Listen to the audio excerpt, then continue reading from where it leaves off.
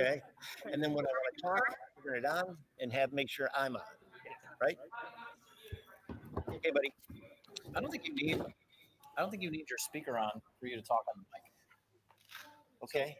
Like this one, when you like do this, it lets you talk. This one lets you hear, but Okay, are we ready? Are we good? you get feedback. Sounds good. Yeah, so you can just leave it off while you're talking and just. I only put it up when I. Oh, sorry. Wait, I thought my mic is muted. Oh. No, I got the speaker muted though. No, you have the red thing on your microphone? Yes, I do. Okay, so we're going to go ahead and recall the order of a regular meeting. Roll call. Jeff Hallgren, Here. Samantha McDavid, Present. Sarah Moses, Present. Victoria Newport, Jeremy Olson, Here. Valerie Pena Hernandez, Here. David Seymour. Present. Okay, we'll go ahead and move on to the Pledge of Allegiance. I pledge allegiance to the flag of the United States of America and to the republic for which it stands, one nation, under God, indivisible, with liberty and justice for all.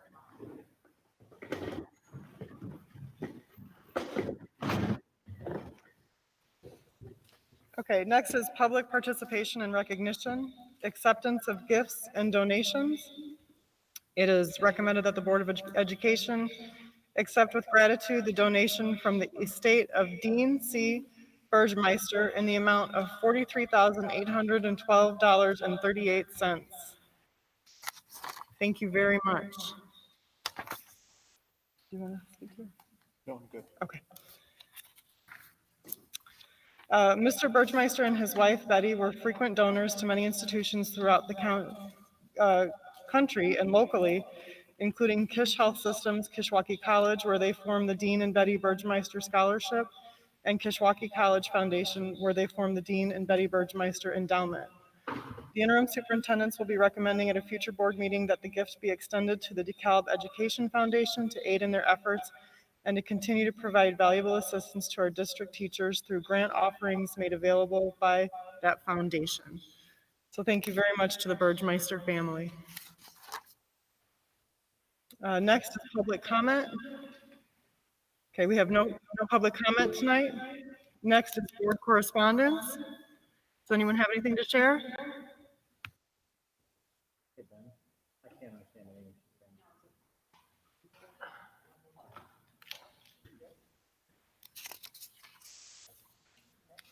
Okay.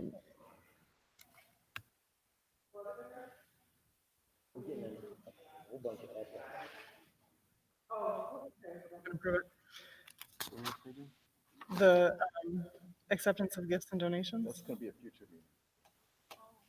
Maybe we should turn our speaker up. Should I go ahead and do roll call? Check yet? We haven't received a check yet.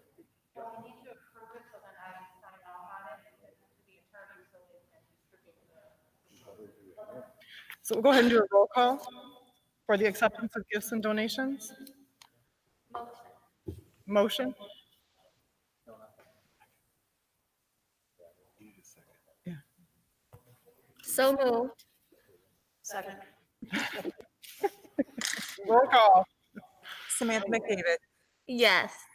Sarah Moses, Yes. Victoria Newport, Jeremy Olson,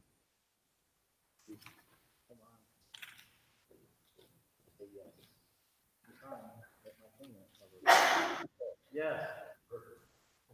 Valerie Pena Hernandez, Yes. David Seymour, Yes. Jeff Hallgren. Yes.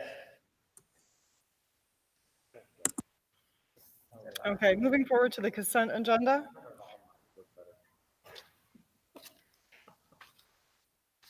Sorry. Approval of board minutes from open session 8/4/20. Does It's an action item. It is recommended the action item that the Board of Education approve the consent agenda items A through H. So moved. Motion, So moved. Second. roll call? Sarah Moses, Yes. Victoria Newport, Jeremy Olson, Yes. Valerie Pena Hernandez, Yes. David Seymour, Jeff Hallgren, Yes. Samantha McDavid, Yes. Okay, next is the superintendent's report presentation. Subject A is Director of Strategic Planning and Communications, Deetra Salas. I'm going to start with that one. As part of our systemic review of District 428, one area that Griff and I have identified as an area to grow is with respect to strategic planning and review, as well as communications within the broader community.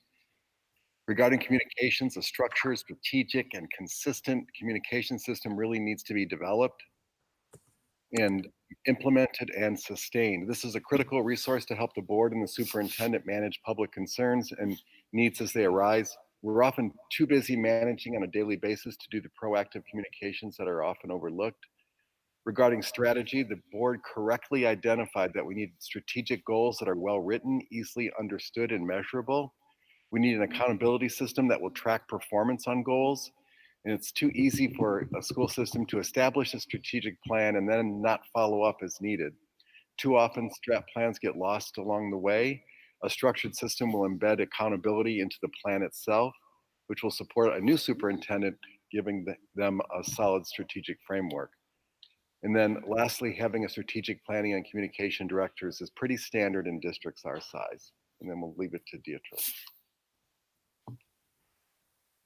I don't have, hello, Dawn?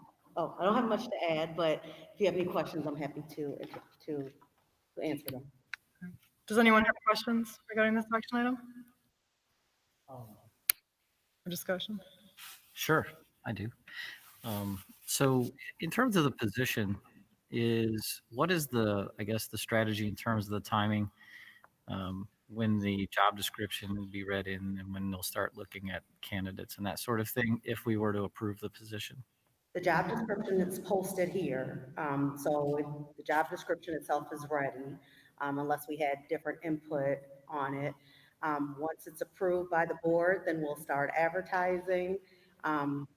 Depending on what the pool looks like, that will drive when we'll start interviewing and ultimately going towards selection.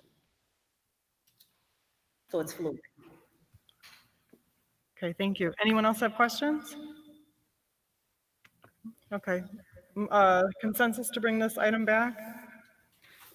I do have another comment. We continue on. This is more for our superintendent and maybe the rest of my peers obviously this is a position regarding strategy as much as communication. I think both are vital. And this is something I know, Ray, that I've talked to you specifically about already. The question I have though is, given that we're going to be making a hiring decision on a superintendent, is it something that a position we would want to fill, I guess, prior to the more permanent, I guess, superintendent, given that, strategy is going to be a huge part of what we're looking for in our new candidate, and have somebody create a strategy right in front of someone who's coming in with a strategy.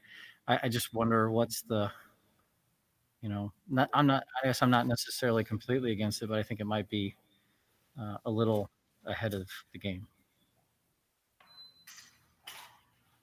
Anyone? Thoughts? Is it possible that somebody can repeat it like closer to us? We can't really understand it down I here. think if we turn our mics off, we'll be able to hear each other. I don't know if we could put a unity in there, so let's see what I'm saying. Am I correct, Ken?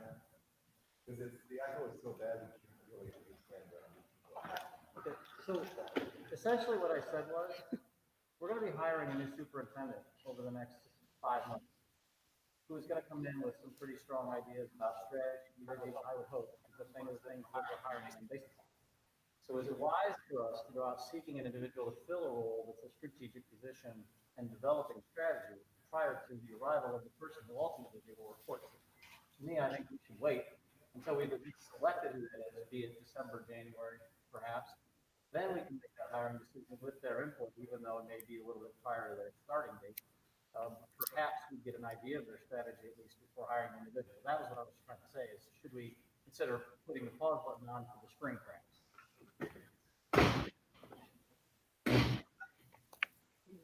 Jeremy, I would agree with you on that, because we need to wait until start that plan, so we have to bring people in positions. I would say that I think we need most definitely need a communications director, PR person. And if they have, obviously, the skill of strategic planning in conjunction with that, that's a win-win for us. So I don't think we can wait on the communications director aspect of this. So I don't know that we'd want to pay a communications person 80 to 100 grand or 120 grand to just do communications personally. I think that's a little extreme for this district. Probably not required for a school district, but I mean, I would hope that a big part of this would be the strategic planning piece, at least in my scan of the job description. That was a large part of it. I wonder if we could do a compromise, like in between, because if I were a new superintendent coming in, I would agree with Jeremy. Like, I would be the one that would want to be able to come out in person.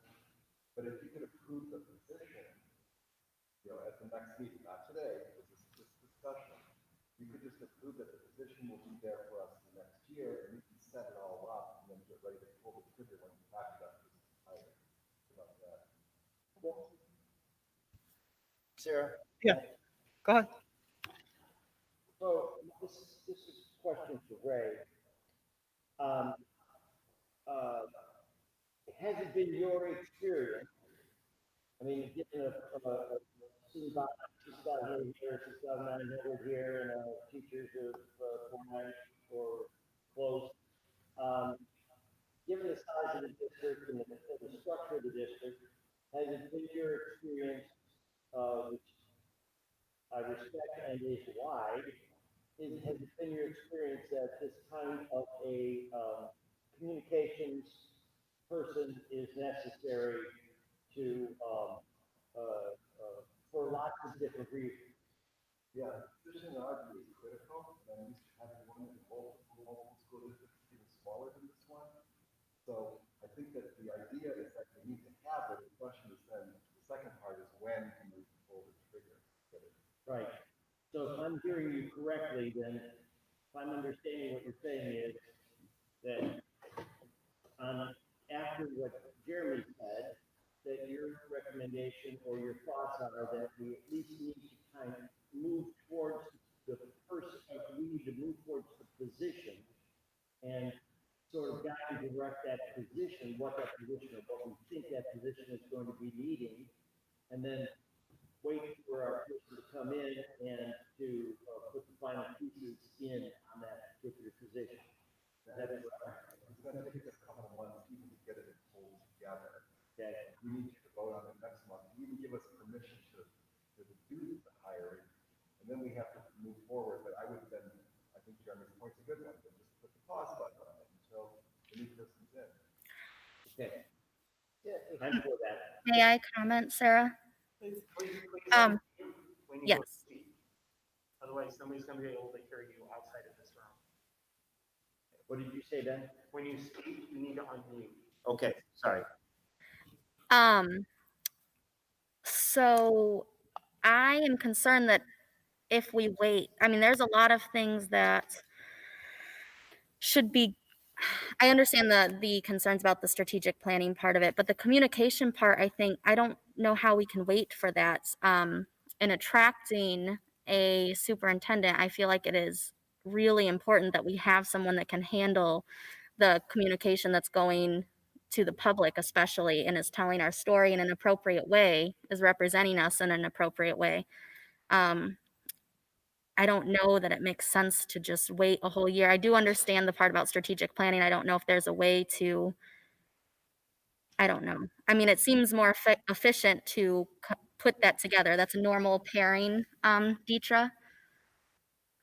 I'm sorry, I couldn't understand you with the Is that echo. it's a normal pairing to put a director of strategic planning and communication? Like that's one position.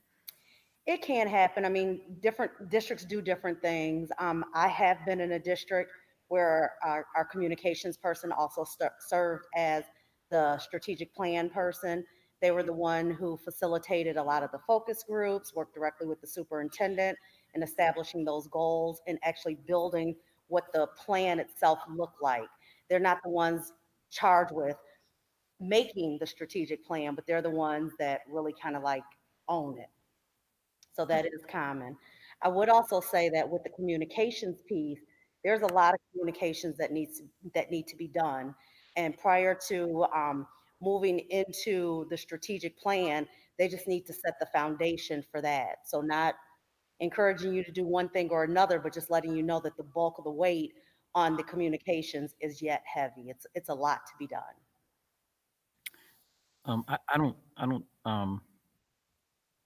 I guess I'm not in total disagreement that we need this position. Has this position ever existed before in the district? Yes, it did. When did we get rid of that position? 2009 or 10? Yeah, yeah, And why was the decision made to cut it? finance. That's when we were going through economic downturn. So there was a lot of risks that were done during that period of time. So that was one that got let go. And did that person do strategy or was that just communication? Okay. Did we ever have a strategy person? Not in my 15 years, not in my. Okay. And Ray, in your districts you've been in, did they ever have a person who was dedicated solely to strategic mission? Not solely, but we did it at the process. I've never had a strategic person say. Okay. Because I'll be honest, like, again, I found out about this position in a phone call less than a week ago. We've never even had a strategic person, and now we're talking about $120,000 full-time position for somebody that's going to do communication and strategy, which it sounds like could be necessary, although we've managed somehow the last 10 years without it.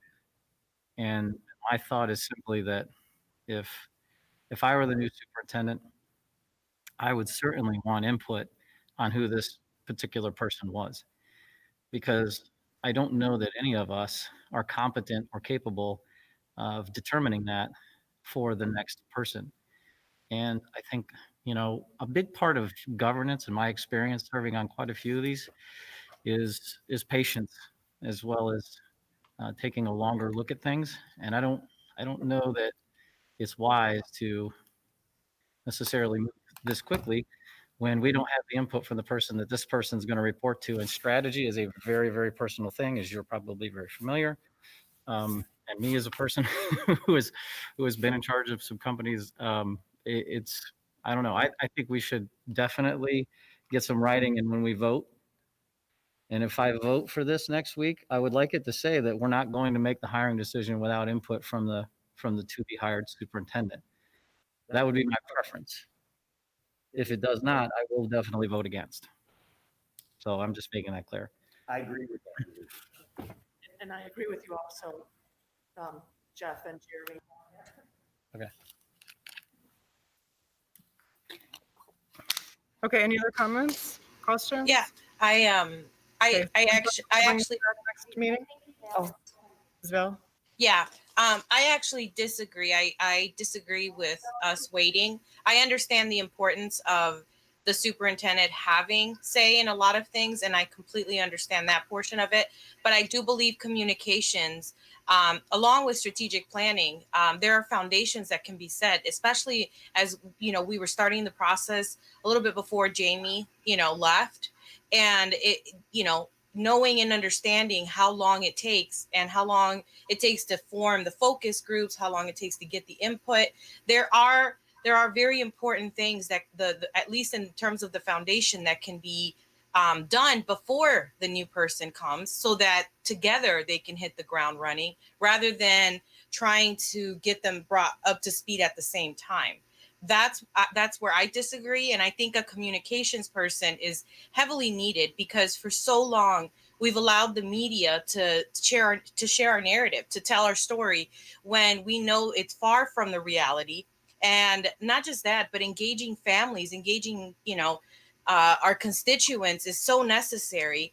And having a communications person allows for us as board members to not constantly get these emails that you know don't really allow the communication to start at central office rather with us. And so having someone that can put something out there on social media, work with the press, I think those are essential things. And if we really want to attract the right superintendent, we need to be able to share our real story. And this person would be able to really work on that. I don't think we're hiring a person to just twirl their fingers until we get the new superintendent.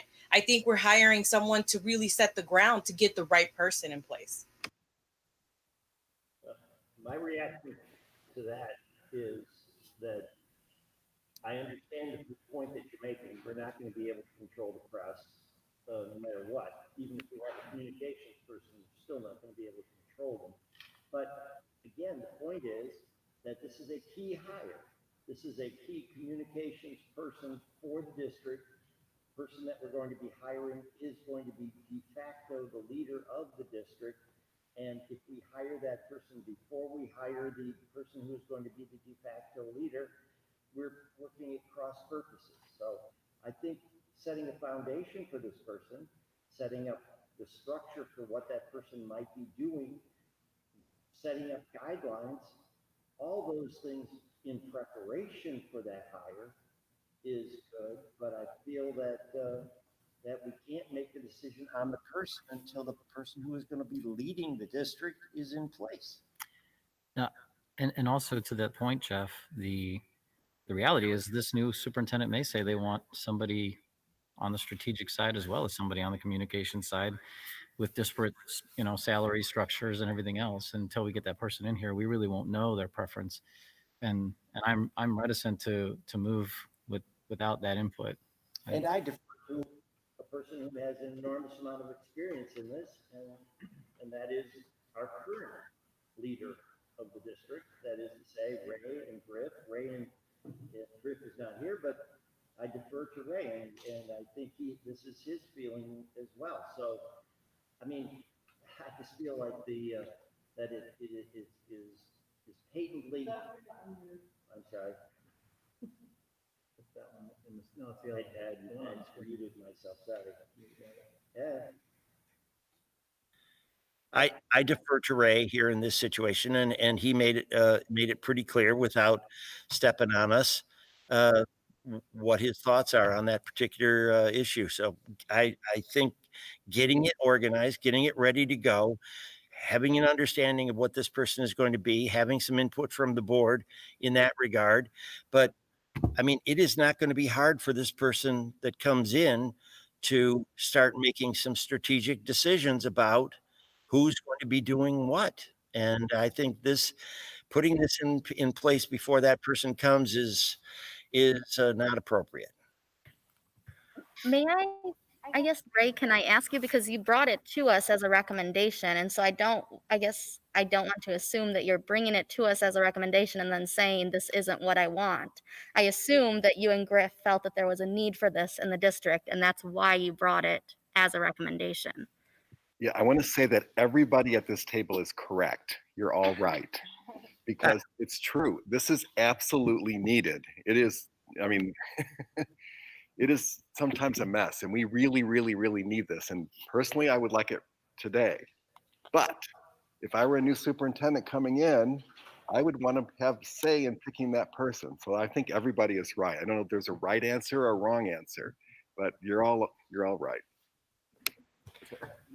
Okay, so I would say that underneath the fact that we are in the process of trying to hire and attract a new superintendent, I think obviously having a communications person is critical, and then laying the foundation and work for strategic planning is also critical. So I would agree with what Val stated,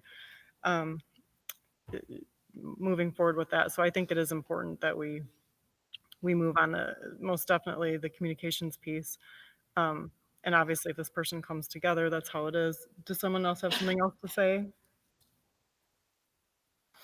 My question is this: how long would it take to get this person in place?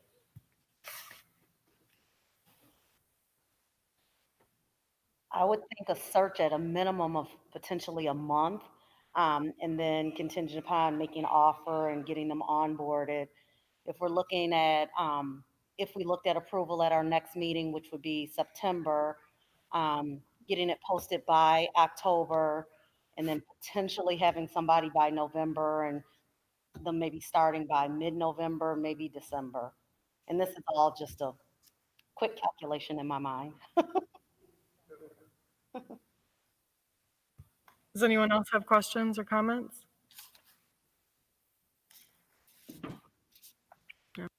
So David, if we're looking at that timeline, sorry, I think someone was talking, but I have a really quick question. If we're looking at December, and that's when we're looking to secure our superintendent, I wonder if we can start the process closer to that and then have our superintendent sit on those final rounds. Maybe that's a good compromise, because it doesn't sound like we're going to have the person honestly before the superintendent anyhow. So I mean, I guess that question identifies that that's a good compromise between all of us, that we can start the process, but our superintendent is going to have the final say, because apparently December is when we're expected to finalize with our superintendent. As Ray just said, Val, that's a great idea. Does that appeal to everyone? Okay, Victoria, okay, so do we have consensus to the bring new it back then? superintendent is interviewing. I'm on board. Oh, I was just going to say, if the new superintendent's on the interview panel, at least for the 2 finalists, absolutely on board. All right, so with that timeline consideration, do we have consensus to go ahead and bring this back for a vote at the next meeting? Yes. Yes? Yes. Okay. Next is reintegration differential plan. Oh, sorry. Do I have to do a roll call on that? No. For consensus? Okay, all right. Reintegration differential plan proposal 1 and remote differential plan approvals. Yes. Okay, I'll take this one. This one will require a vote at the end, just for the remote differential plans that we have recommended. So differentials are important programs to support and motivate students by offering a variety of interests, from athletics to clubs. As we implement our own reentry plan, differentials are an important step toward getting students back to school. At the same time, differential teachers need to redesign programs that offer a remote or hybrid approach to student engagement. So we have an approach that literally aligns the goals of an in-person model with a remote and hybrid learning engagement. And I have a sample at your table if you wanted to look at it. There was one at everybody's table. Yeah, okay. There's one for you to look at that shows, what one of the approaches that we've taken, or the approach. So in this case, it's a strength and conditioning coach, and he has clear goals that clearly indicate daily online work, and the use of apps to monitor student progress. It's an extension of a summer online training program. And this program is directly aligned to the in-person model in terms of time and frequency, and it would qualify for 100% of differential pay. So this is one of the 6 that we're going to ask you to approve tonight, because they meet all the requirements. But then at the same time, another teacher may roll back the time on task and not be able to do a full differential, so they would get 50% pay. And then another teacher may find that their differential simply can't be done remotely, and then they would be, the program would not be delivered this year, and they would get 0% pay. So we're going to ask you to approve the 6 because they meet the criteria. And we had about 30 more that were submitted that we sent back to the drawing board because they didn't meet the criteria for, being a remote differential. But it's been a great conversation with the teachers union, and we collaborated on this, and I kind of like how it's turned out. Any questions again? I think this is really cool to keep kids engaged, especially in a remote setting. So I think it's an awesome opportunity, and I'm glad that you were able to work with the union to come up with something. Yeah, agreed. This is a great proposal that's been put together by this teacher. And it is a great thing to be able to continue to engage our students, even though we're in a remote situation like this. So it really provides something that's enhanced for them, for our students. I have a question, Sarah, if I may.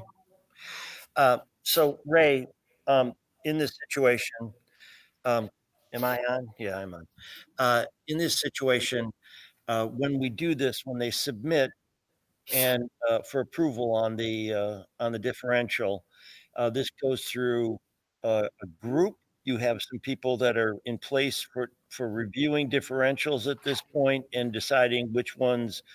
I mean, these ones cover it. This seems very comprehensive, but it's a group process. Yeah, Then so what happens is the differential teacher works with their supervisor, like let's say the athletic director, for example, and the two of them collaborate. They fill out the form and they submit it to the principal. The principal reviews it, makes sure that all the dots are crossed, or dotted, and the T's are crossed. Then it comes to the superintendent's office, and then we do a final review with Cindy, like we did that this morning, in fact, and we make sure it crosses all the T's and dots the I's. okay. If I may continue for just a second, we do $1 million in differentials per year. That's a great deal. So this is a lot of stuff. This is a lot of work to go through. And obviously, it seems to me, I mean, that there are some differentials that will not be, for instance, ticket sales. I mean, if we aren't going to be doing tickets, we're not going to be doing ticket sales or any number of other differentials. So I think it's great that you're working with the union and you're working with the teachers, and obviously the teachers are motivated. This is a great deal of money, and it means a lot to them. But in some cases, there just won't be that money this year because we're working under constrained circumstances. Is that correct? That is correct. Okay, good deal. Well, I'm glad that you're working closely with everyone to see what can be done for this. And ultimately, I think it's important for all of us to understand, I mean, that this is to benefit the students. I mean, differentials really are just a means by which we get to the students and get them to do things that they want to do and that we want to provide. But it's not just there for as just an object in hand. It's really a means to an end. So thank you very much for doing all the work to get that together. Thank you for taking it in hand. Okay, any other comments or questions? Is the recommended action is that the Board of Education approve the employment of differential staff as presented? Is there a motion? So move.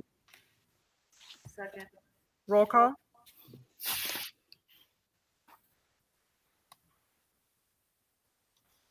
Victoria Newport. Yes. Jeremy Olson. Yes. Valerie Hernandez. Yes. David Seymour. Yes. Jeff Hallgren, Yes. Samantha McDavid, Yes. Sarah Moses. Yeah. Okay, next subject is revisions to the board meeting calendar. This is a really simple one. Election day is now required to be a school holiday and our campuses will be closed. As a result, we're recommending not having a board meeting on November 3rd, and this calendar reflects that. Any consensus or? No, it's just a. All right. Moving on to subject D student fees. Yes, we've had several requests for us to review our fee schedule given remote programming versus in person. And then tonight, Griff and I thought we'd just begin a conversation with the board to see if there's any areas of interest that you might reduce fees or not. So if you were interested, then we would come back with a plan at the next board meeting. But we just want to put it on the table. And in your report there, you'll see what fees we charge right now. Obviously, if there's a direct relationship to fees and programs like driver's education, we would not recommend a change.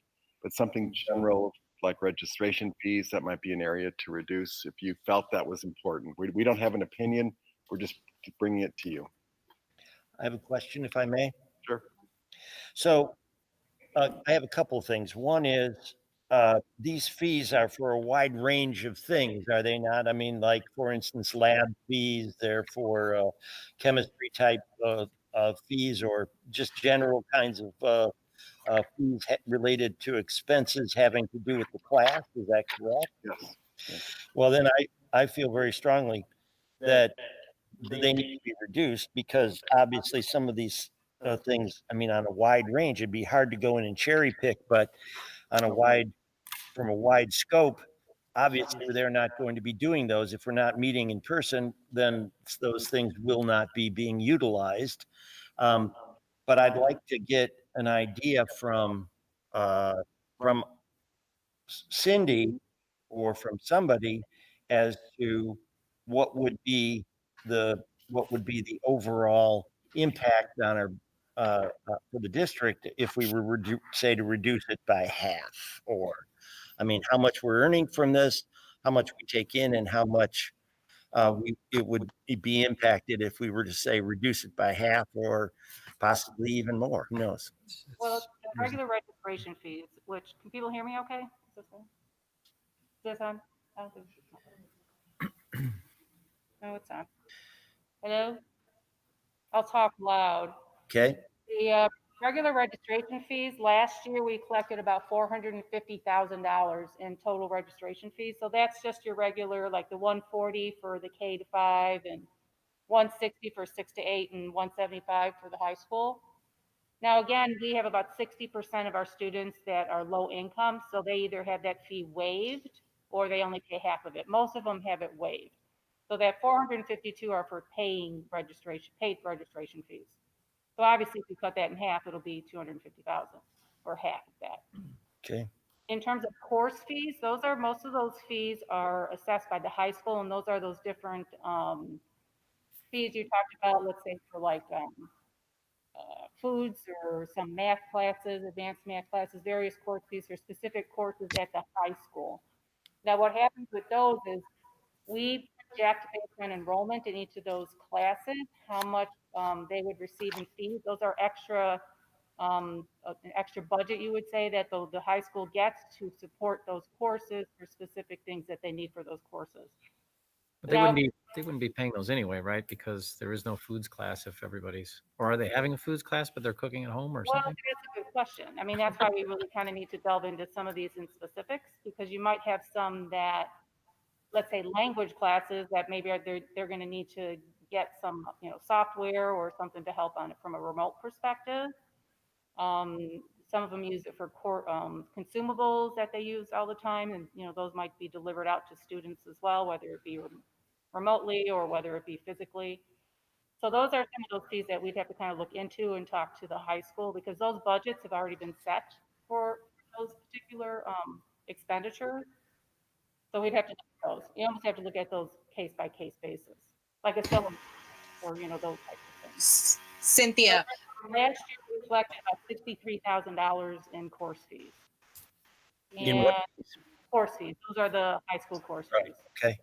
And then you also had sports fees. Of course, we just talked about differentials, and if the students are still involved in that differential, depending on what it is, what sport, football or basketball, and if we're not physically going to have a season, but we're still going to offer some kind of contact with the students, would we want to charge the full fee, which is typically, I believe it's $100 and then $75 at the middle school. 100 at the high school, 75 at the middle school. It sounds complicated. Honestly, it is. There's a lot of different.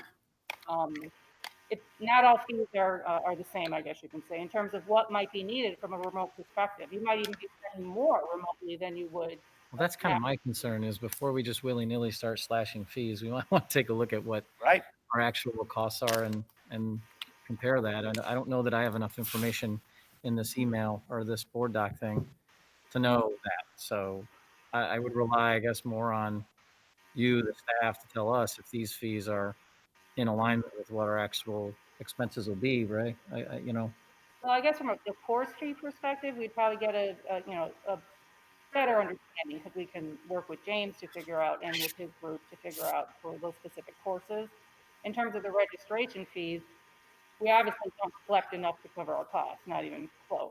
I mean, so this is a matter of, do we want to give parents a break for, because we're going remote? But again, we still have the same expenditures, actually probably more expenditures now than we would have had if we were in person.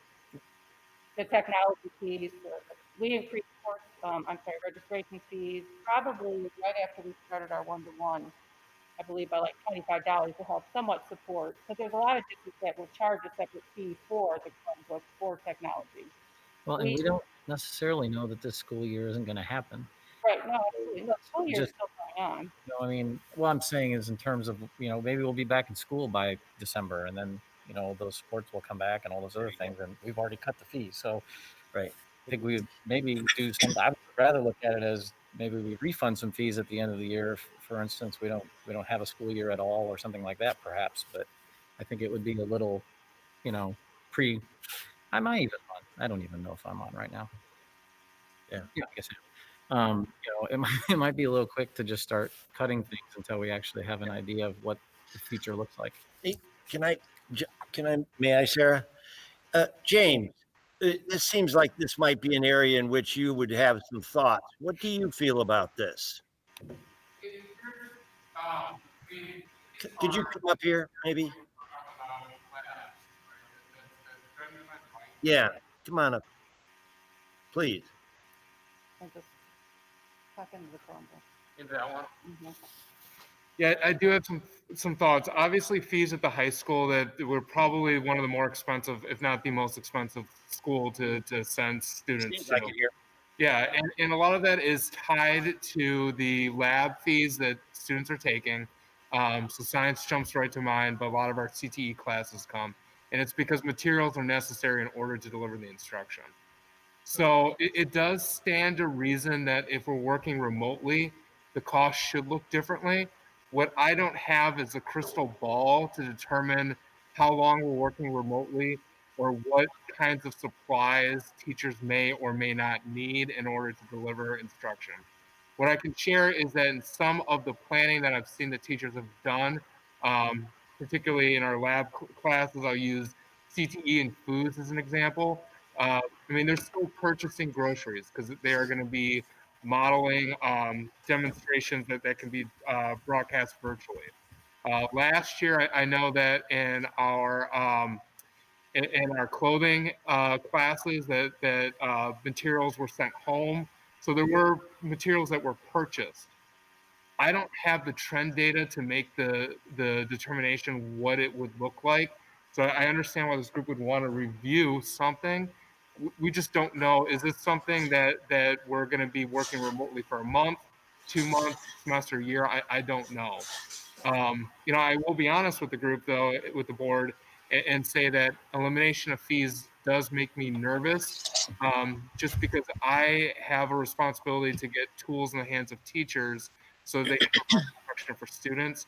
And ultimately, the goal and the hope is to get material in the hands of students. And I want very much for our students to be working with chemicals again in chemistry classes. I don't know when that's going to be, and I don't know how much fees they're going to need in order to make that happen on the back end of things, because it looks different that's in October versus April. Right. So maybe this is a bit premature and something we could potentially revisit after we are deeper into the year and have a better sense of. It's Okay. Al's got a comment. Yeah, so we're working with. I understand the information that's been shared, that we're working with a lot of unknowns, but reality are several things, right? We are working with something that we're not for sure whether we will completely go back in person at all, or and we have to keep in mind that we went into remote as early as March, right? So we can't and this is where we've received a lot of emails, right, and a lot of angry constituents where, you know, they're saying you're not going to refund our taxes, and we're not, right? So us eliminating fees potentially, because we know that parents are having to fork up a lot more money right now they have to hire sitters. They have to, have someone there. They're having to, take care of all of the things that typically they wouldn't have, extra costs because of them being remote. So if we're really thinking about our constituents and the taxpayers, I think us eliminating the fees for 1 year, because we are working with a lot of unknowns. And if we start collecting taxes and then fees, and then we need to reimburse them, I understand that part too. But we're working with people who also, we have to be considerate. We're in the midst of a pandemic and a lot of people have lost their jobs. So we're also working with those things that we're not for sure, right? And we have a lot of people that are really upset about the remote aspect. They're going to pay for something they're not receiving up front, and then we potentially will reimburse them, but we don't know. So I think it's safer for us to not collect them. And then, if we do have to eat the bill for a year, then we have to, but at least we're being mindful of all of those families that have had to, accrue additional expenses because we've moved to a platform and now they're paying for something they haven't received since March. Hey, Val. Oh, I'm sorry, Sam. Hey, Val. Can you hear me? Yeah, Valerie? I can hear you. So, I get where you're coming from. So you're thinking no fees at all, right? I'm not necessarily, I'm not saying necessarily no fees, but I am saying at least registration fees. We may be, like Jeremy said, in this till December. We may be in this longer. We don't know, because once flu season happens, we don't know how our hospitals are going to be able to handle COVID and flu, right? So I think it's safer to err, on the side of caution than it is to collect something where we're not guaranteeing them that they're going to go back either. I think it's like asking someone to pay something and then saying, well, but we may not. Right? So we eat the bill for a year, and I know it sounds horrible, but it also, these taxpayers, they're not getting a relief on their taxes. They're still having to pay taxes. So this is one thing we can do for taxpayers. And we wouldn't be the only district. I've read of a lot of districts doing this. Or ask a question. Cindy or James, so as for students that are eligible for free and reduced lunch, their registration fee is already either reduced or waived. Is that the same for other fees? Is there a waiver process generally? Yeah, basically, if the child it qualifies for free, all the fees are waived. Yes. So Even driver's ed, the sports fees, the course fees, register, all the fees that were listed here, those are waived automatically once Okay. they qualify.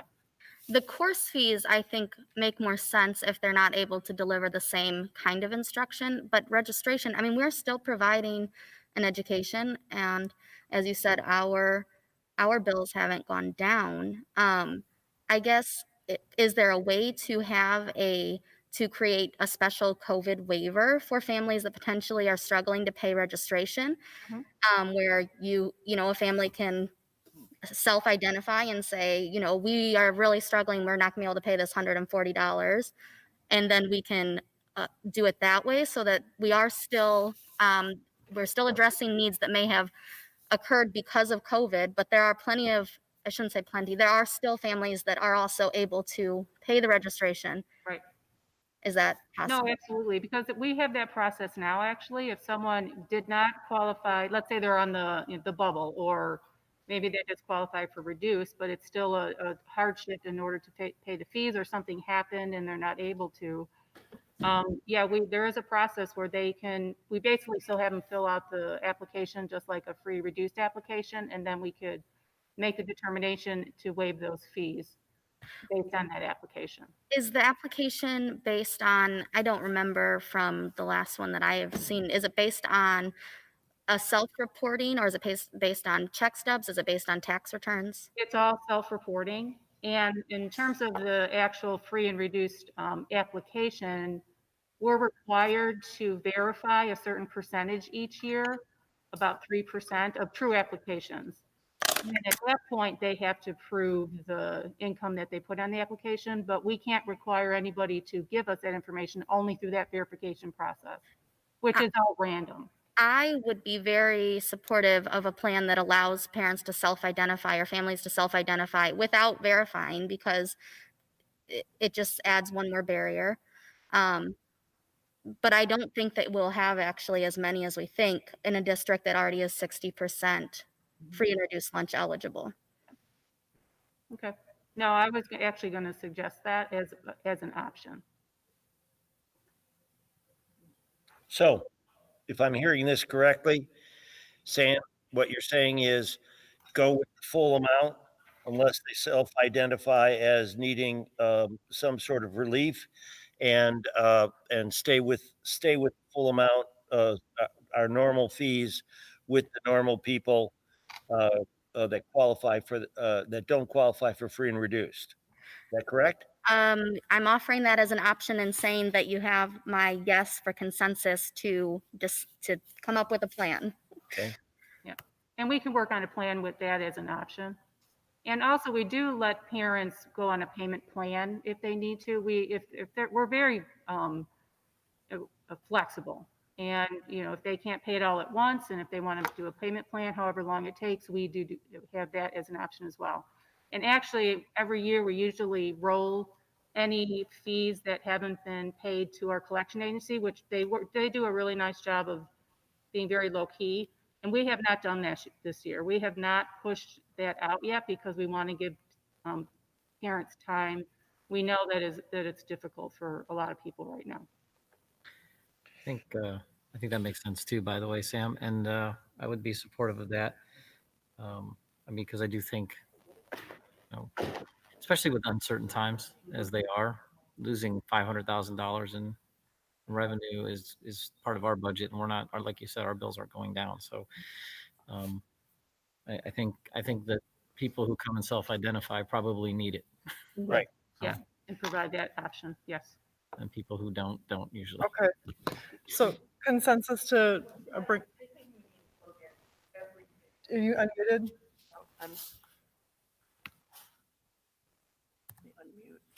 I think we need every family to have the same opportunity on the fees and the registration fee. I mean, we're all in this together, right? But there shouldn't be a population that takes a bigger brunt of it. Maybe we can develop a hybrid model. We'll come back next time that'll have an element to both. Sounds good. I guess I didn't understand, Victoria. Oh, can you repeat what you said? I'm sorry, I didn't understand. I'm just saying that, I mean, I think we should look at all of our families, not just a certain population. I mean, we can't necessarily know who's hurting, who's not. Right. And that, I mean, I guess why should a certain group pay more money at this point too? Yeah, and that's why I think offering the application process, if they don't qualify for free or reduced meals, but they still need help, they can complete a separate application confidentially, just with our department, and then that would be, those would be waived for those particular individuals. I guess we're saying regardless of, I mean, everybody should be looked at and allowed to. I mean, I guess, I mean, fees, why should a certain group pay more, I guess, in the fee? Well, they already do. I mean, I think what we just voted on, we're not changing anything, Victoria, at all, other than if somebody's really hurting, they can come and ask for help, which was already an option anyway, right? Yes, yeah, it is. Yes. Victoria, I think the thing that if you can hear me, I think the thing that what I'm hearing is this is a broader net than just free and reduced. This is people who feel that they are under constraint, that this would be an imposition on them, and we are going to consider all those people that feel that this is an imposition on them that given the circumstances is challenging for them. So it's not where you say, okay, wait a minute, you make too much money, you're not going to qualify. We're going to be hearing voices from a larger group. That's what I'm hearing everyone saying. Is that correct? Am I interpreting what we're hearing? Advocating for a flat, a flat discount for everybody. And then Ray was saying we could do a flat discount for everybody and still have a waiver option so that their families potentially could pay nothing if they can't, or families can pay a reduced amount because everyone gets a break because it's hard times for everyone. Right. Samantha. Excellent summary. That's exactly right. Thank you, Samantha. So we have consensus to bring this back then? Yes, consensus to bring it back? Yep. Consensus? Yes.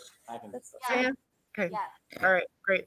No, we hear like half. Okay, so moving forward. All right, next Thank is you, old Cindy. business. Thanks, James. Action item A is reopening of the school year 2021 plan update. Yes, and this is not an action item, it's just an update. Since our last meeting, the Large Area Unit District Association, LUDA, superintendent survey was conducted. At this time, the majority of LUDA districts are opening schools remotely with a tentative eye towards re-entry around the second quarter. It's important to note that we continue to see the remote opening of schools merely as a delayed return to our hybrid model. The hybrid model already established is available and ready for us to use. And we see our opening of schools as e-learning. And we say e-learning because while students learn remotely, teachers will be are teaching from their classrooms and workspaces. Teaching from classrooms is literally a next step or bridge to returning students to school. One objective is to create a bridge for staff who are anxious to return because it's a new environment for them again. Staff will now have access to more instructional resources and support from their workspaces, improving the quality of e-learning. And together, we think these will clearly help staff be better prepared to take the next step in the transition. Part of bridging also includes maximizing staff attendance, and under our current plan, already we have fewer staff members requesting accommodations for remote work environments than we did before. In the last 2 weeks, the leadership team that's here this evening have been working tirelessly, night and day, to prepare for the opening of school. And each of them are going to give us some updates, and we'll begin with Kim Lyle.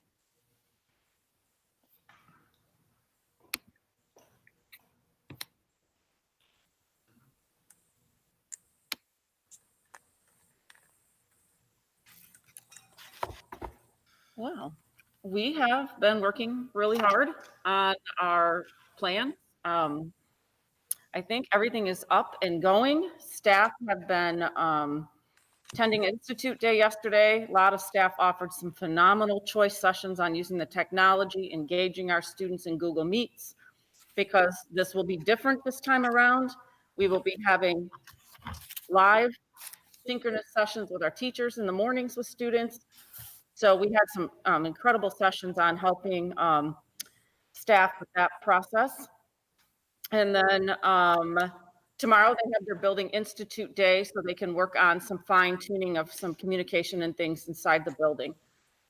We, almost all the plans are of coming to school in the morning, are being live with our students in the morning, I apologize, and then in the afternoon. Again, after teachers have had their lunch, they will come back to be live again to support students that need small group instruction, maybe reteaching, to be there to help the parents if there's something, especially with technology being new to many of our students that are little. That's going to be a valuable time. And then they will have an opportunity to have their planning and collaborate, because we're going to be pushing specialists into classrooms. And so that takes time to plan with all those different people that might be in your classroom. So that is where we're at now. And I agree, the team has worked unbelievable amount of hours putting together the PD, but the teachers have been phenomenal in helping us. And I think everybody's excited, a little nervous, but I think they're excited now to see students next week for all of the plans that they're putting together. So I don't know if you had any questions for me. Sarah, please. So yes, the question that I have is, you said a morning, currently, morning is structured. That is to say, you have a certain amount of time that they are going to be teaching their lessons. Mhm.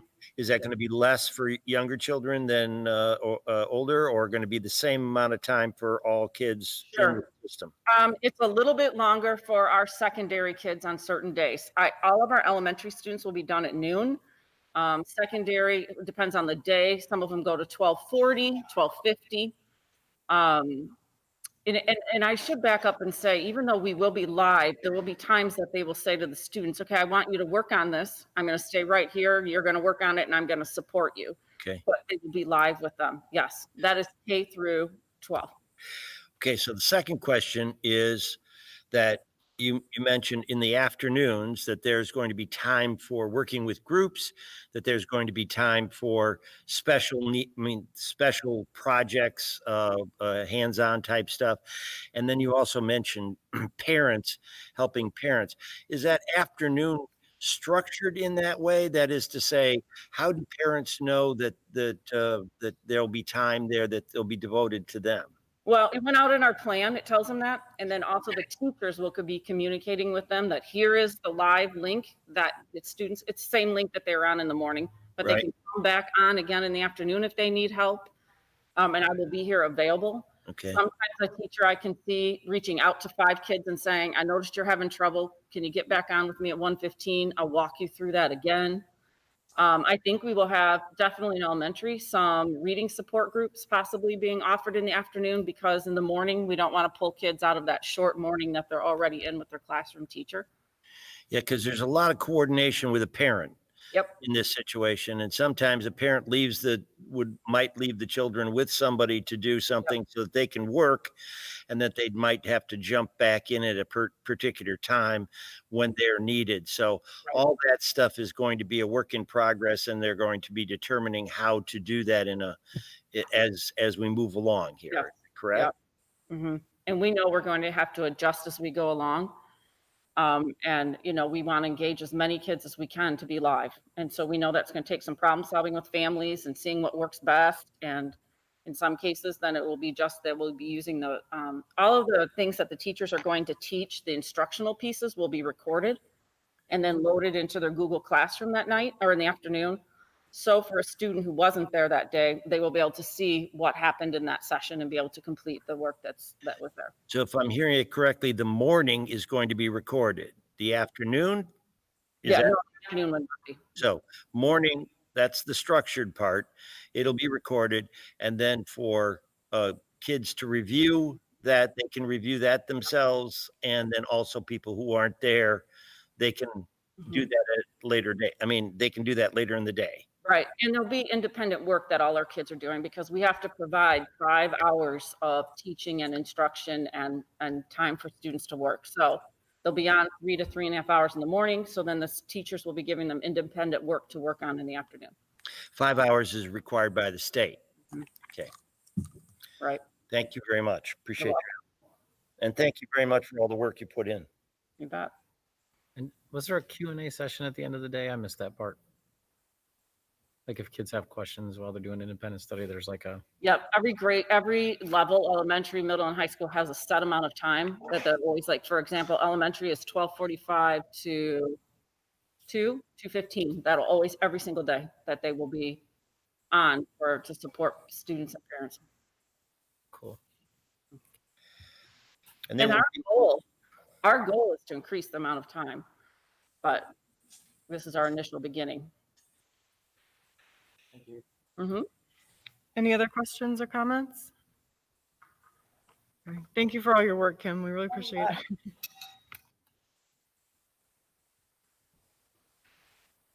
Thanks, Kim.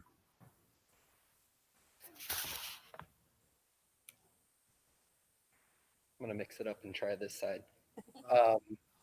So in the world of student services, I kind of want to start off by just a little bit of a recognition.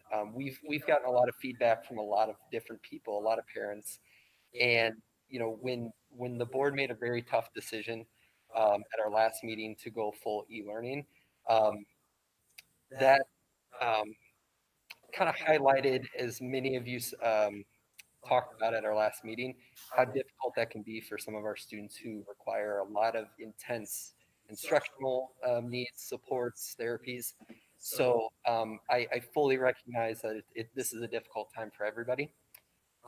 However, I do want to reaffirm our commitment to fully supporting all of our students with special education supports. So kind of with that umbrella, I want to piggyback on a little bit of Kim's recognition for her staff. So there's been so many people within our student services department. Everybody from teachers to paraprofessionals to our student services coordinators to our clinicians that have put in a ton of work over the summer, but particularly the last couple of weeks when we kind of pivoted and had to look at e-learning as opposed to that hybrid. So without that staff and without their dedication, I wouldn't be able to give you an update here today. So two main objectives since last week. Number one, preparing for e-learning. And number two, also still looking into the future and when it is safe to do so and when we're ready, how do we step back into some in-person supports for our students who need it the most? Couple of things that are upcoming over the next couple of weeks in our student services department. This Thursday, we're pushing out a video to all families. It'll be posted on the website that they can watch, and it'll be our administrative department kind of talking through what to expect in the world of special education as we go through these first couple of weeks of the school year.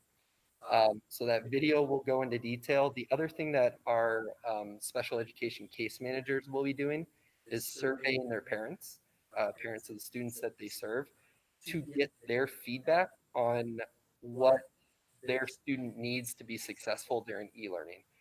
We're going to take that information and we're going to do put together what's called a remote learning plan. The remote learning plan is essentially a communication tool that will, it's collaborative between our school staff as well as the parent, and it's going to outline how we're going to provide the supports that is in that student's individualized education plan in this e-learning environment. And so that's going to be a big conduit, and it's a fluid thing that both our staff in our buildings as well as our parents can adjust as we go through and we kind of navigate this uncharted time together. This remote learning plan will specify how we will work towards meeting those goals that are in the individualized education plans for our students and any related services that they may have. So this could be social work minutes, work with an occupational therapist, work with a speech and language therapist. And so those related services are still going to continue, but they might have to look a little bit differently than they have in the past when we could sit across the table from a student or a group of students. Our clinicians have worked really hard on trying to come up with creative ways that we can provide these services, everything from teletherapy to doing some more asynchronous training with our students. So maybe introducing a skill, having them practice that skill, and then kind of looking back and kind of reflecting or processing. They're planning on how we can empower our parents as they work with their student to be able to facilitate to a degree some of these therapies and some of these activities that are going to be taking place. In addition to that remote learning plan, all of our case managers are going to hold an open house for their parents so they can have some more intimate discussions about what specifically does the target program at Clinton Rosette look like during e-learning, for example, or what is our SOUL program at Cortland? How are they going to address the needs of students? So those are kind of all the things that over the last 2 weeks we've been kind of ironing out. The other piece of this too is what I talked about in the beginning was that return to in-person learning. And so we've partnered with our DFSA leadership as well as our DCTA leadership to start having those discussions that when the time is right, we are prepared to introduce some form of in-person learning for the students and our specialized programs. And with that, I'll take any questions that you have.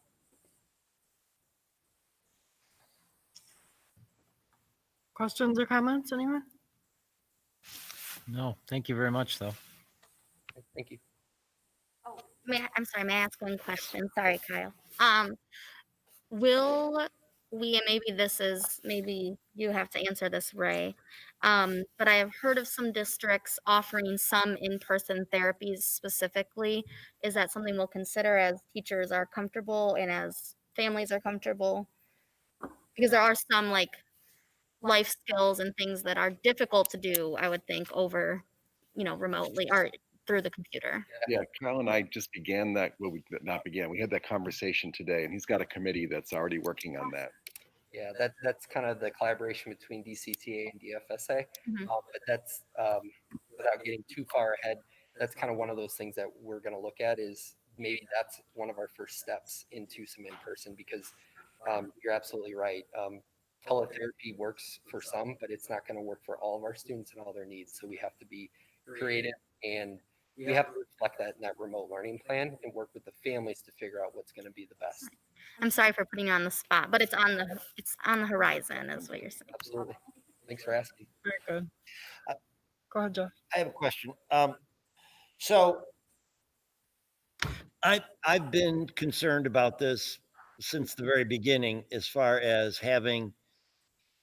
reaching out, and when we have people falling behind, when I know that teachers will try to do that, the teachers are going to do their very best with people that are falling behind, but where I teach, there's a whole safety net structure on that. In other words, people that come in at that point when there's a call out for that.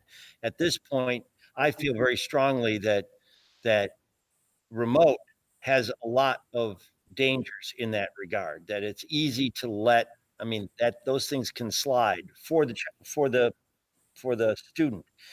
We have been looking in. I'm at least I'm hearing some of what you're talking about, is that we're setting up that kind of a structure, are we not? Yeah. So I think we can look at this in two different lenses. One is for students that have special education supports. And that's the beauty of having a case manager and a team of people that are closely monitoring that student's progress towards those goals that they have been identified needing to work towards. So through the world of special education, there's a lot of safety net built in there. And certainly, first identifying students who might not be engaging or might be really struggling to engage given, e-learning, that team's going to come together and problem solve and figure out what can we do differently? How can we, fix these issues? On the other side, when we think about our general education students, in our district, in a normal year, we have multi-tiered systems of supports. So there's a process to identify students who are falling behind, whether it be academics or more recently, we've been able to start expanding this into social, emotional, and behavioral needs. So that is going to continue. It's going to have to look differently again because school is different. But just earlier today, we were having some conversations with Donna Larson, assistant principal at the high school, about what her team is going to be looking at. And they're meeting, what's today, Tuesday? Either tomorrow or Thursday to kind of iron that out. But essentially, it is looking at the data of all of our students. Which ones are we not reaching? Which ones aren't progressing? And then what are we going to do to help those students or to re-engage them or to get around whatever obstacles in their way? So I feel pretty confident that whether we're talking about students with disabilities or students who don't have disabilities, there's going to be a process in place to be able to do that. Well, all the data suggests that under the circumstances, the American Academy of Pediatrics, all of the data suggests that they will be there. Those people will be there, and those problems are there. And I'm glad to hear that we are anticipating those problems. Yeah, and again, it's in a weird way. It's not a brand new thing. We've always had this system and this process set up. But you're right. I think because of what's happened since March, those needs have intensified, and our school teams are fully aware of that and kind of ready to tackle that and kind of work through it. Yeah, and there won't be the social structure to kind of cohere that group. I mean, there's a lot of breaking up here. So good luck. And if there's anything that we can do to help, let us know, please. I appreciate it. Thank you, Kyle.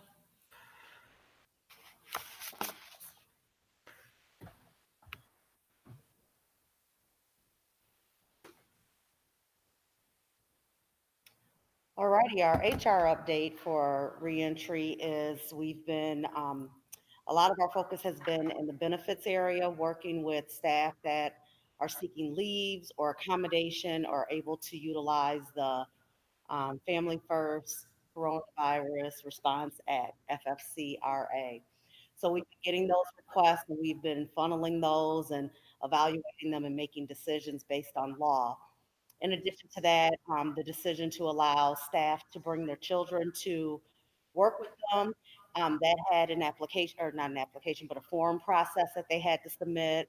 Myself, along with the principals, evaluated that to ensure that it met our guidelines and that there was availability and capacity in each building to meet that need. So we've been notifying those staff as well.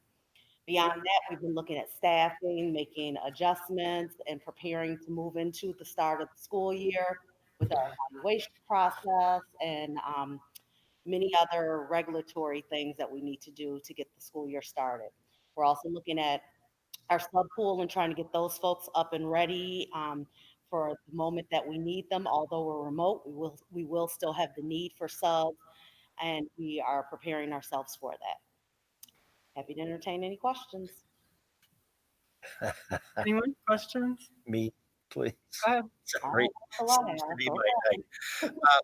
So here's my question. Subs, right? Subs normally come in and take over a class, and they're versed in how to do that. How are we getting them versed in this new pattern of behavior? I mean, obviously, it's going to be very different. It is. We have different types of subs. We have our annual building subs, then we have our long-term subs, and then we have our daily subs.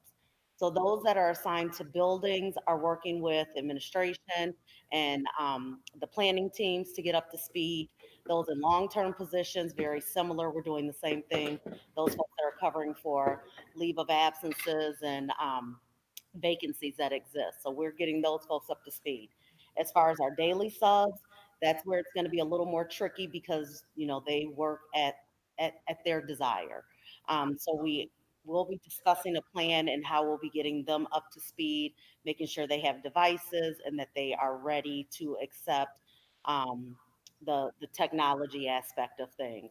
In addition to that, we need to make sure, and we talked about this and have had ongoing conversations about the principals having access to each of the classrooms via Google so they can then grant access to the subs as they are needed. So we are working on that. It's a- One thing we did today, I did all of the Google Meet sessions that happened yesterday, and all the teaching that went on yesterday, now the principals are going to get that out to their subs. So their subs can look at some of those videos and have a device in the building and start to learn as well.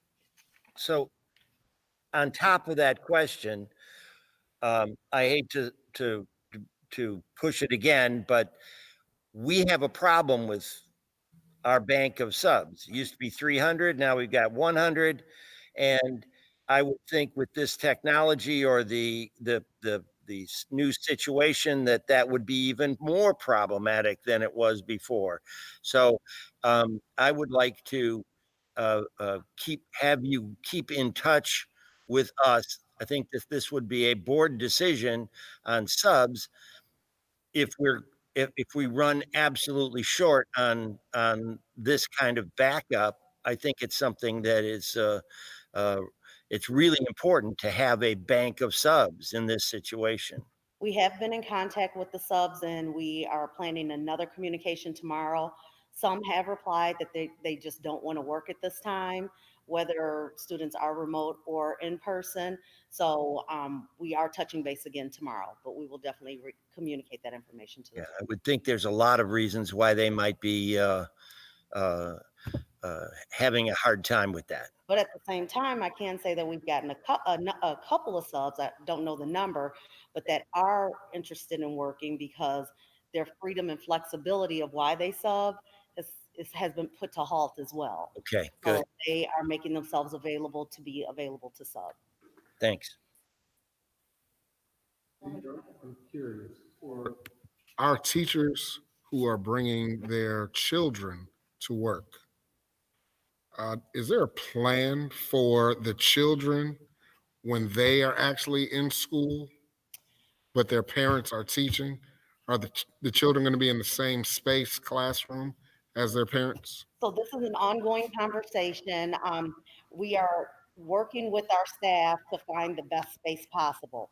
The parents do still have a responsibility to keep an eye on their children during instruction and during the day, and that will be done as best we can manage. The building principals, and I think we have at least James here, they are working with each employee, each staff member to make sure spacing is working, because some classrooms not only have just a teacher, but they have a number of paraprofessionals.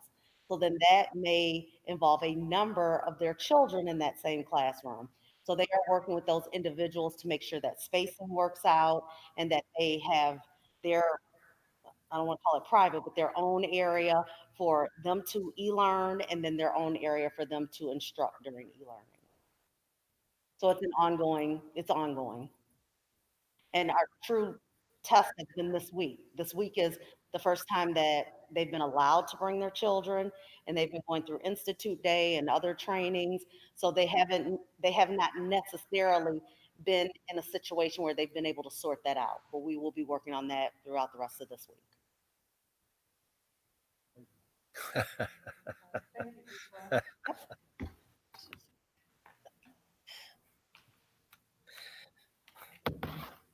Hello, just a quick update on the facilities and safety operations plans. We are continuing to prepare buildings as staff are returning to the buildings, prepare them for a safe and healthy return, and eventually for the return of students. We've revised our cleaning schedules that have been implemented in the building so that we are hitting the areas that need to be cleaned or disinfected. We're doing high touch disinfecting throughout the day shift, and then the night shift has specific duties. That will also include a disinfecting company coming in once a week, so that we are getting the entire building disinfected once a week at all locations. Our staff are still continuing to prepare classrooms for social distancing, so when the students do return, we are ready for that, and that's by moving furniture out of the classroom space and into storage temporarily. Our cleaning caddy supplies that we've talked about, those have all been delivered to all of the buildings and are available for staff. We are still waiting for the containers themselves. We were able to get a very good deal with Sycamore Containers, so we're working with them, and when they arrive, we'll actually put them all together. But if a staff member has a request for particular supply at this time, they just have to email us and we deliver it to them. Bottle fillers have been installed. Those are at least 2 or more per building because the drinking fountains are turned off. And we've also installed a number of wall hand sanitizer dispensers, and we'll be adding as they continue to come in because those were also backlogged. So we'll be adding more throughout the buildings before the students return. Continuing to install plexiglass, putting up more signage, and then we also are adding drop boxes outside of our building so that documents can be dropped outside of the building without having to enter our building, so that if there's not a need for necessary interaction, but documentation to be dropped off, that'll be available at every location.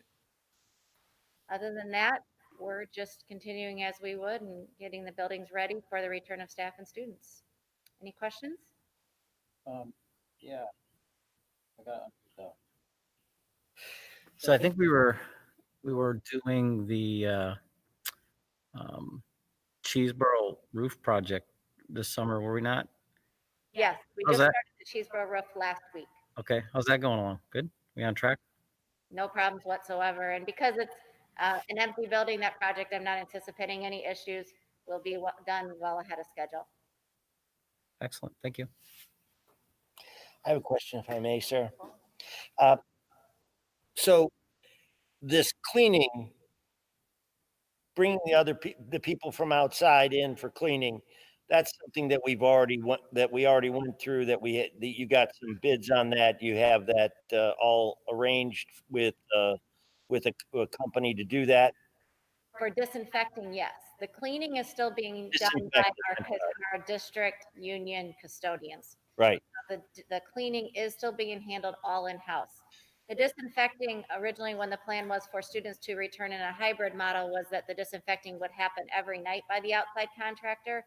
And because of the reduced number of individuals in the building and that it is adults, we are just doing and disinfecting once a week on Wednesday nights at this point. Okay, so it's a reduced schedule from what it would be if it were hybrid.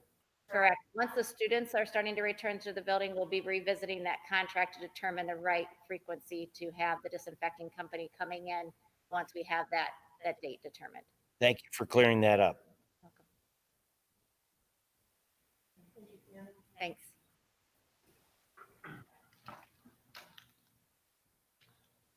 So from a technology perspective, there's good news. We've started Chromebook rollout for all of our 3rd, 5th, and 9th grade students. So that started last week. It's continuing through this week, and we've been seeing really good turnouts from our families. So we're moving in the right direction there. We also received our K through 2 Chromebooks today. So all the physical Chromebooks are on site at Huntley Middle School, and we're going through the process of starting to get those ready to get them to the buildings for deployment as well. The cases should be arriving for all of those shortly, as it should be here, I believe, in enough time to get them out for our families. The curriculum and technology departments worked together and completed the digital equity grant through the ISBE to get additional assistance with e-learning funds. We should be hearing back on what that award looks like relatively soon. And we will be starting on the digital professional learning grant maybe sometime later this week or early next, also through the ISBE for additional grant funds. To help offset costs of remote learning and software and things like that. And that's what I got for you guys. Are there any questions? That last grant that you were just saying, thanks, Eric. That last grant that you were talking about, that's set up for the current situation. Is that particular to this current situation? Mm-hmm. And it's just a matter of filling out the grant or filling out the applications. It's pretty much not a competition sort of situation. It's more of a just filling out the forms correctly and getting the funds that are available. Is that correct? Yes, you have to show that you're going to do some due diligence and what you've already done in terms of laying out a roadmap to make this even successful. But Okay. Well, thank you a so little much. bit more than check boxes. Yes, I would figure. Thank you very much. Yeah.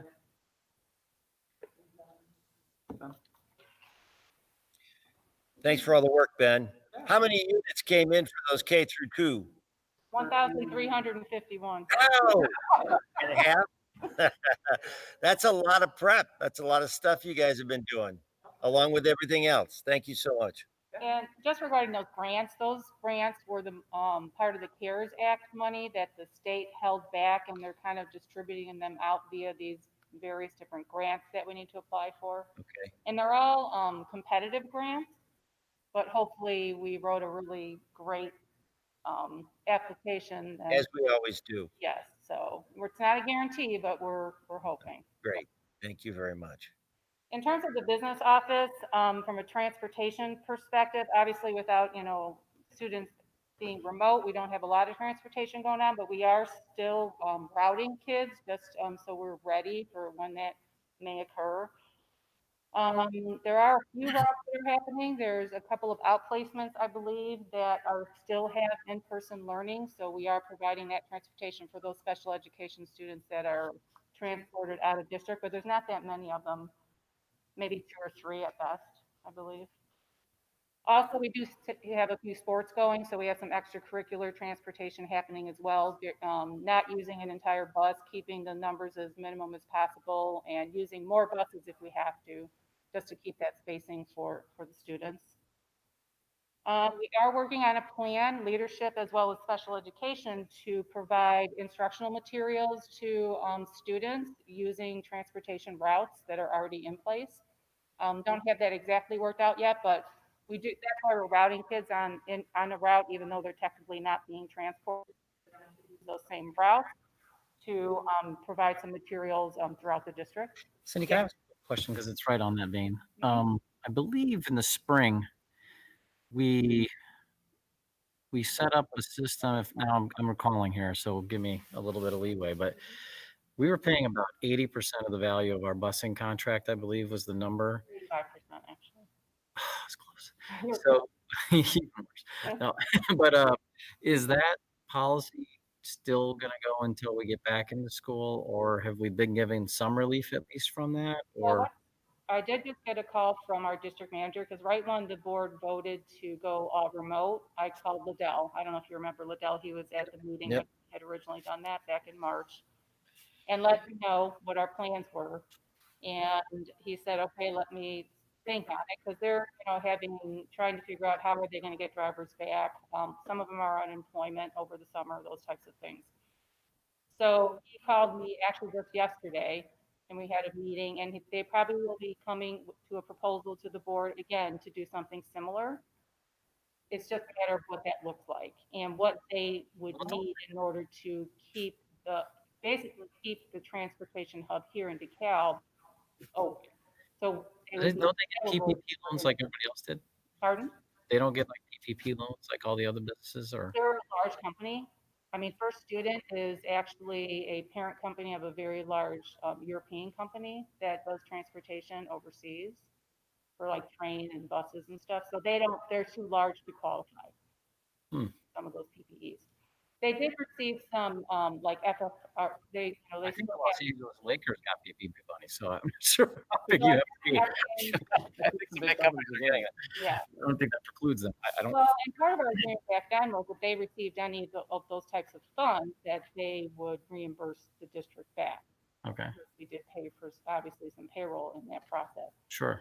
So I'm just waiting to hear back from him with a formal request as to what that looks like and what they're looking at. And actually, I've already talked with our attorneys regarding that, who worked on the agreement last year in March. And then we'll get those negotiations going, and we'll bring that to the board once we get something figured out. But they have approached us on that. Okay. Yeah. Thank you. I look forward to that. Let's see. Now, in terms of food service, we are starting a 5-day meal box option for parents that they can order online. It's actually already started. We've got about 110 orders already. And so they can, there's a link they can go to, and families could order 5 days of meals, and then they pick up either on Tuesday mornings, like from 11 to 1, or on Thursday evening from 4 to 6. So we've started that process already for anybody that would want to either purchase, they can purchase, or if they're free or reduced, they get those meals as well. We are Cindy? still waiting for the waivers from the USDA, whether we will see them or not. It's hard to know in terms of the same sort of process that we had over the summer, where all the meals were free, and we were able to kind of go all over town to have those meal sites. Right now, we can only serve from our buildings, so we're pretty limited to what we can do. But hopefully those waivers will come through, but we just have to wait and see. So we can have some more flexibility and have more options. What building? All of our buildings? But right now, we will be picking up at, or they can pick up at the high school, the 2 middle schools, in Malta and Cortland. Okay. So we tried to kind of keep it in, various areas throughout the district. Thank you. Mhm. It was. Do you have any idea of a timeline on when you'll hear about On USDA? the waivers, I think it's all stuck in the stimulus package. I'm pretty sure of it, actually. So, yeah, we were hoping to hear before the school year started, but right now it's a kind of a political football, let's call it, that's being passed around. Yeah. Any questions? Thank you. Okay, thank you. Thank you very much.